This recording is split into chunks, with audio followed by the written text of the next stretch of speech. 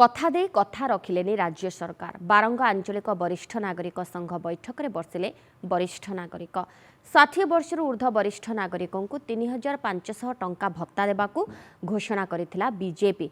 हेले वर्तमान 80 रु ऊर्ध्व लोकों को टंका दियाजिबो बोली कहिसेंती। आजिकाली केते लोक 80 वर्ष रु ऊर्ध्व बंचुछंती बोली राज्य प्रश्न करिसेंती वरिष्ठ नागरिक। वयस्क लोकों को न भंडाई देथिबा प्रतिश्रुति पालन करबाकू कहिछि वरिष्ठ नागरिक संघ।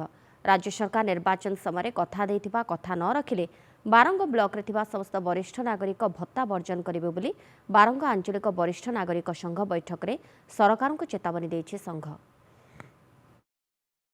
यही वरिष्ठ नागरिक पाइका जो सिस्टम सरकार करछंती, जो भत्ता बढ़ाई भत्ता दवाई जो सहानुभूति देवाई से वृत्ति आम तो पाऊनु एपर्तंत आ कहीकि आमको एपर्तंत जो रखी कहीं बढ़ौना ना रखना ना देखना यही वरिष्ठ नागरिक सब असंतुष्ट असंतुष्ट रही पार्टी।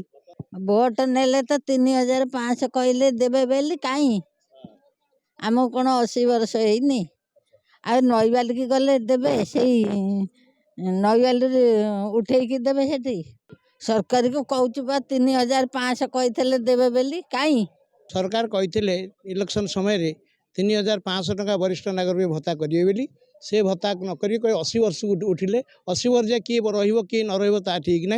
तेणु किसी आमर बंधु मैंने आज माने भत्ता वर्जन करने निष्पत्ति नहीं।